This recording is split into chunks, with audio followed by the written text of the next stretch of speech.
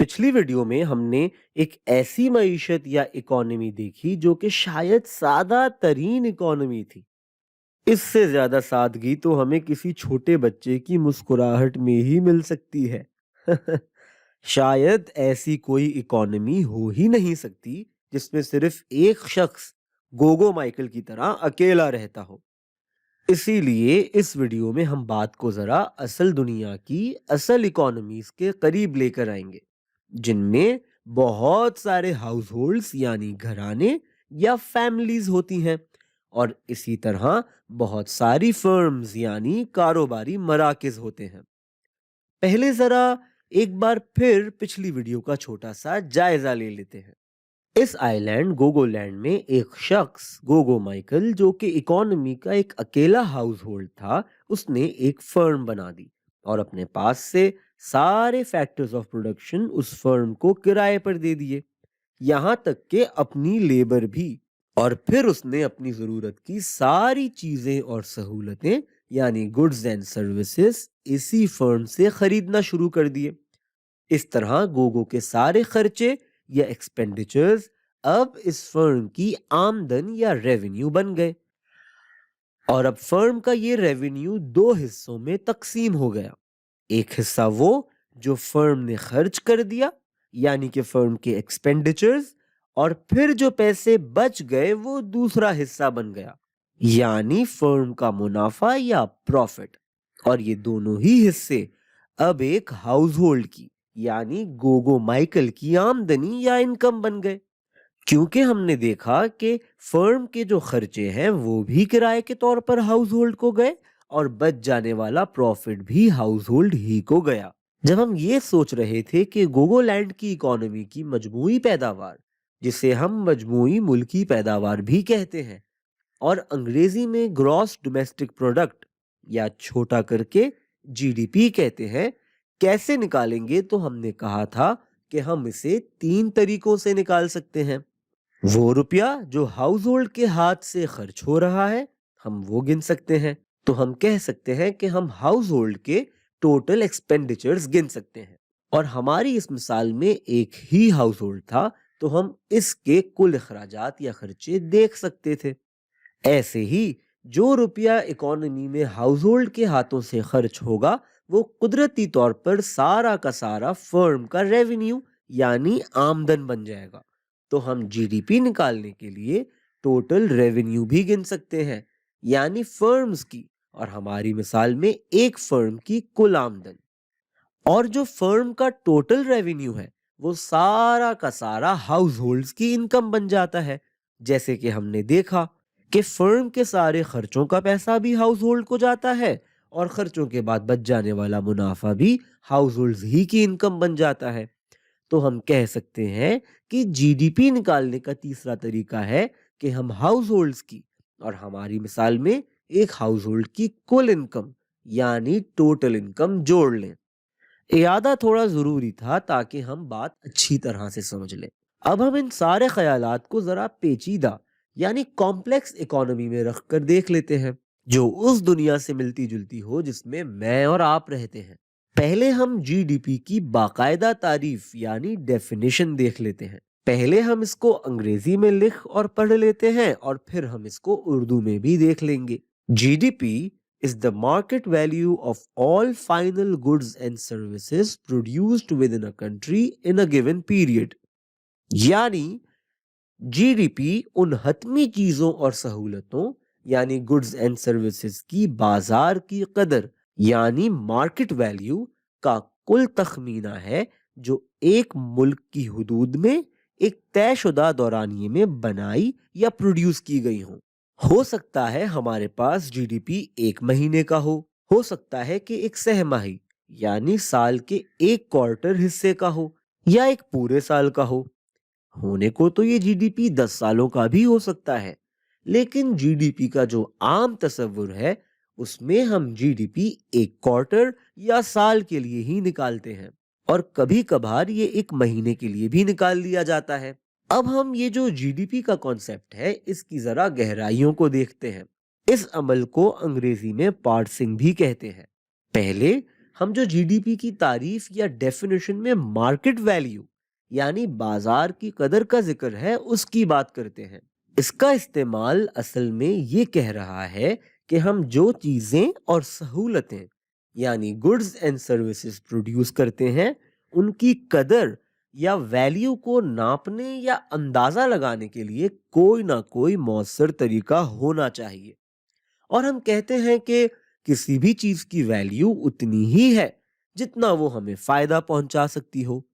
और वो हमें कितना फायदा पहुंचा सकती है, इस बात का सबसे बेहतरीन अंदाजा लगाने का तरीका यह है कि उसे इस्तेमाल करने वाला उस चीज की कितनी कीमत देने को तैयार है। जाहिर है मैं और आप बाजार से जब कुछ लेने जाएंगे तो खरीदते वक्त हर चीज की उतनी ही कीमत देने पर राजी होंगे जितना वो चीज हमें फायदा पहुंचा सकती हो। और इसीलिए हम कहते हैं कि चीज या सहूलत की बाजार या मार्केट की कीमत यानी मार्केट वैल्यू उस चीज की असल कदर का अंदाजा लगाने का सबसे बेहतरीन इशारिया या इंडिकेटर है। हम मिसाल लेते हैं एक दुनिया से अनजान शख्स रामू काका की। रामू काका दुनिया से अलग एक गांव में रहते हैं। उन्होंने सब्जियां तो देखी हैं, लेकिन उन्होंने कभी फल नहीं देखे। उन्हें कुछ बीज मिलते हैं जिन्हें वो जमीन में काश्त कर देते हैं और रोज पानी डालते रहते हैं। देखते ही देखते एक खेत में एक किस्म का फल निकलने लगता है और दूसरे खेत में दूसरी किस्म का फल निकलने लगता है। अब रामू काका दोनों फलों को लेकर बिल आखिर जिंदगी में पहली दफा शहर का रुख कर लेते हैं। और वहां बाजार में जब मालूम करते हैं कि कोई जानता है कि ये क्या चीज है, तो उन्हें एक भला ताजर बताता है, चाचा ये तुम्हारे सीधे हाथ में जो है ना इसको हम लोग और सारी दुनिया जो है ना वो सेब, क्या समझे, सेब मतबल एप्पल कहती है। और ये आजकल जो है ना एक सेब मार्केट के अंदर 50 रुपए का बिकता है, 50। हाँ, और तुम्हारे उल्टे हाथ के अंदर जो है ना ये ऑरेंज है, समझे क्या, ऑरेंज। और ये आजकल मार्केट के अंदर 25 रुपए का एक बिकता है, 25।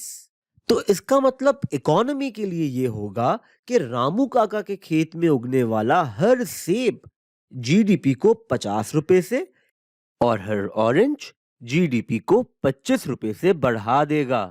अगले साल अगर सेब और ऑरेंज की कीमतें ऊपर नीचे हुई तो साथ साथ उनका जीडीपी में हिस्सा भी कम या ज्यादा हो जाएगा। हो सकता है कि अगले साल रामू काका इस साल से कहीं ज्यादा सेब और ऑरेंजेस तैयार कर लें, लेकिन उनकी कीमतें इतनी कम हो जाएं कि उनका जीडीपी में हिस्सा इस साल से कम हो जाए। सब कुछ सेब और ऑरेंज की मार्केट वैल्यू से जुड़ा होगा। इसी तरह अब हम जीडीपी को देखने के लिए सेब और ऑरेंज के अलावा भी और चीजों की मार्केट वैल्यू को देखेंगे। तो अब हम एक तरह से सारी ही चीजों की मार्केट वैल्यू को देखेंगे, यानी सारे ही गुड्स एंड सर्विसेज। हम इस गिनती में लैपटॉप्स, गाड़ियां, पेट्रोल, आटा, चीनी, दवाइयां यानी हर ही चीज को शामिल कर लेंगे। सर्विसेज की मिसाल लें अगर, तो बैंकिंग इसकी एक बहुत बड़ी मिसाल है। ऐसे ही वो पैसे जो हम डॉक्टर साहब को मुआयने के लिए देते हैं, या वो पैसे जो हम अपने मोहल्ले के नाई यानी बार्बर या फैंसी वाले पार्लर में अपने आप को सजने संवारने के लिए देते हैं, ये सब भी सर्विसेज हैं। कुछ चीजें लेकिन ऐसी भी होती हैं जो हम जीडीपी की गिनती में शामिल नहीं करते, जैसे कि गैर कानूनी या इल्लीगल चीजें। अगर कोई मंशियात बनाकर बेचता है तो उसको हम अपनी जीडीपी की गिनती में नहीं लेते। इसी तरह हम हाउस होल्ड के अंदर बनकर हाउस होल्ड ही में इस्तेमाल होने वाली चीजों को जीडीपी में नहीं गिनते। मिसाल के तौर पर अगर रामू काका सारे सेब और ऑरेंजेस बाजार में बेचने की बजाय खुद ही खा लें, तो वो सेब और ऑरेंजेस मुल्क की जीडीपी की गिनती में शामिल नहीं होंगे। इसी तरह की एक बेहतरीन मिसाल पाकिस्तान में राइज घरदारी का निजाम है। अगर हम अपने घर में मदद के लिए खिदमतगार रख लें, तो एक तरह से हम सहूलत खरीद रहे हैं, यानी सर्विस खरीद रहे हैं। और वो तनख्वाह जो हम खिदमतगार को दे रहे हैं वो जीडीपी की गिनती में शामिल होगी। लेकिन ऐसे ही हमारे घर की औरतें और कभी कभार मर्द भी घर का काफी सारा काम खुद करते हैं। खाना बनाना, कपड़े धोना, कपड़े इस्त्री करना, वो सारे काम जो अगर हम बाहर से या किसी और से करवाएं तो हमें उसकी एक कीमत अदा करनी पड़े। तो ऐसे सारे काम जो हम खुद कर लेते हैं, इन चीजों की तो आमतौर पर हम वैल्यू ही नहीं निकालते, और अगर निकाल भी लें तो सॉरी, वो वैल्यू जीडीपी की गिनती में शामिल नहीं होगी। ऐसे ही एक और मिसाल ले लेते हैं और हम कहते हैं कि मुझे रज रज के इश्क हो गया था, और जिनसे इश्क हुआ था वो पड़ोसन थी, और मैं रोज उनके भाई को ट्यूशन पढ़ाता था। मकसद तो उनका दीदार था, लेकिन बहरहाल मैं ट्यूशन के बहाने रोज उनके घर चला जाता था। अब उनके भाई को ट्यूशन पढ़ाने का मुझे मुआवजा भी मिलता था, तो वो मुआवजा जीडीपी में शामिल होता था। लेकिन अब इश्क कामयाब हुआ, जो कि सियासी स्टेटमेंट है और दिल का हाल तो मैं ही जानता हूं। लेकिन बहरहाल शादी हो गई, और शादी के बाद वो भाई साहब भी हमारे साथ रहने लगे जिन्हें मैं शादी से पहले ट्यूशन पढ़ाने जाता था। अब घर ही घर में तालीम हो जाती है, क्योंकि अब मैं अपनी सर्विस अपने हाउस होल्ड के अंदर ही दे रहा हूं। ऐसे में मेरे उनको पढ़ाने से अब जीडीपी में कुछ भी शामिल नहीं हो रहा, क्योंकि अब हम एक ही घराना या हाउस होल्ड हो गए हैं। तो जब हम कहते हैं हर चीज, हम हर उस चीज को शामिल कर रहे होते हैं जिसका हिसाब रखा जा सकता हो, और उन चीजों के लेन देन में पैसे हाथ बदल रहे हों, वो गैर कानूनी ना हो, और वो घराने के अंदर बनने के बाद घराने के अंदर ही इस्तेमाल ना हो रही हों। अब आता है डेफिनेशन का वो हिस्सा जिसे हम फाइनल गुड्स एंड सर्विसेज कहते हैं। तो ये जरा उलझा हुआ मामला है, और इसीलिए हम अगली वीडियो में इस पहेली को सुकून से सुलझाएंगे।